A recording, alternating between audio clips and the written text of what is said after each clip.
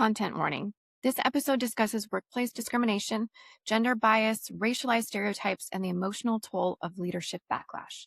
Please listen with care. I want to tell you about a moment that changed how I saw myself as a leader. I was in a leadership role, high visibility, high stakes, and I was doing what I've always done best, managing projects, bringing clarity to chaos.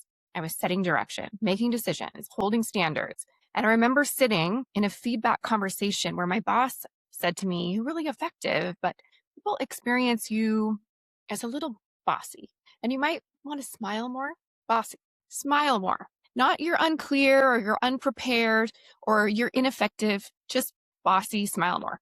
And what struck me wasn't just the word, it was the realization that I had watched men lead exactly the same way for years. Direct, decisive, unapologetic, and they were called strong. That was one of the first moments I realized I wasn't being evaluated on my leadership alone. I was being evaluated on how comfortable my leadership felt to other people. And that's what we call the likability trap. If you've ever been told to speak up more and then felt punished when you did, if you've ever softened your voice, your tone, your message, just to keep the room at ease, if you've ever questioned yourself after being called too much, this episode is for you.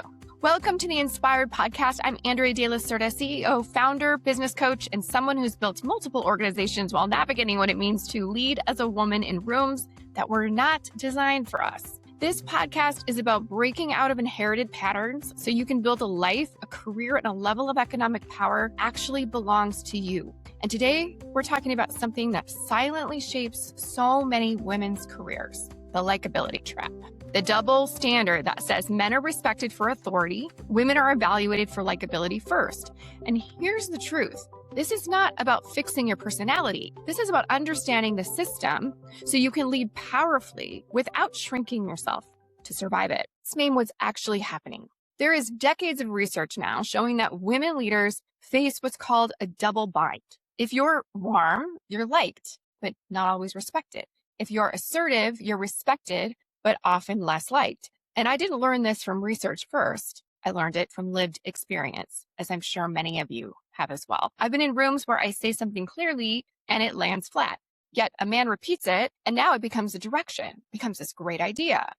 I've set boundaries and been told I need to be more collaborative, while watching men set harder boundaries and be praised for protecting priorities. I've been told to watch my tone when I was actually delivering with clarity. And here's what research now confirms. Women are significantly more likely to be described with personality-based critiques, words like abrasive, emotional, or difficult, even when performance is strong. And in studies on negotiation and leadership behavior, women are roughly 30% more likely than men to be labeled as, quote, too aggressive or bossy for the same actions. So if you've ever thought, maybe I'm too much, maybe I need to soften, maybe I should say it differently, I want you to pause and consider, what if the issue isn't your leadership, but the lens it's being filtered through? For me, this didn't start in the workplace, actually. It started much earlier. Growing up, there were very clear messages about what it meant to be a good woman. Be respectful, be accommodating, don't challenge authority, don't be too loud, be helpful, don't be too opinionated. And even as I built my career and built businesses and stepped into leadership, those early imprints, they just don't disappear. They can show up as over-explaining yourself, apologizing for no real reason, second-guessing your tone, replaying conversations in your head, second-guessing yourself, questioning if you were too direct. So when I was called bossy, it didn't just land professionally, it hit something deeper within me, because so many women are not just navigating workplace bias, we're navigating lifelong conditioning around likability and safety. And that's what makes this trap so powerful. It doesn't just live outside of you. It starts to live inside of you. Now let's talk about the cost, because many women, especially high capacity women, adapt quickly. We learn how to soften our delivery, add disclaimers, ask instead of direct, make everything feel collaborative, carry emotional labor in the room even. And here's what I've seen in both in my own career and across all the women that I work with. We become incredibly effective at this, but we're less visible as a leader. We become indispensable, but then not always promotable, because the more you optimize for being liked, the more people expect access to you, not authority from you. I'll say that again. The more you optimize for being liked, the more people expect access to you, not authority from you. I've had seasons in my career where I was the one holding it all together. The one people trusted to get things done, the one who just made things work, and still not the one immediately seen as the leader. Why?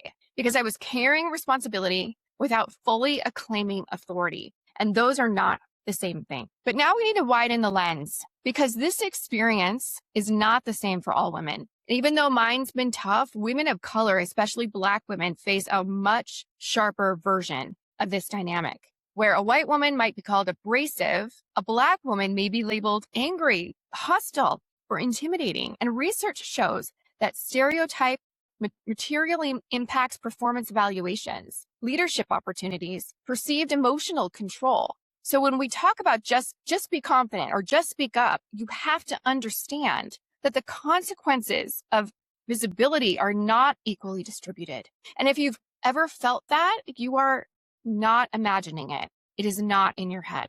So what changed for me?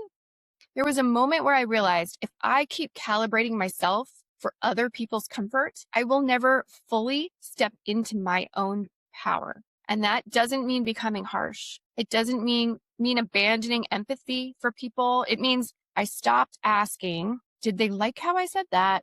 And I started asking, was that clear, aligned, and necessary?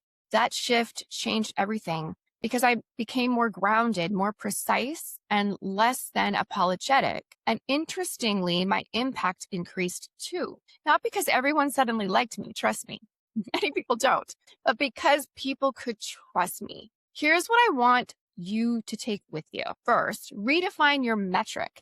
Your job is not to be universally liked. Your job is to be respected, trusted, and effective at what you do. And so second, lead with clarity. Clarity reduces misinterpretation. So you can try things like, here's the direction, or here's the decision. Here's what needs to happen next. And then third, separate feedback from bias. This can be really tricky because if feedback is vague or it's personality based, ask for specifics. So you could try, can you give me an example of that? Or what would that look like in practice? And then fourth, stop overperforming likability because you don't need to earn your right to lead through emotional labor. And five, anchor in your identity. Because if you don't define who you are as a leader, the room will define it for you. Don't let that happen. Because here's the truth. The likability trap is real, but it only has power if you internalize it. You're not too much. You're not too direct. You're not too strong. You are likely operating at a level of clarity and authority that challenges what people are used to. That is not something to shrink. It's something to refine and own. So an action step this week, write down, one piece of feedback that you received recently that made you question yourself.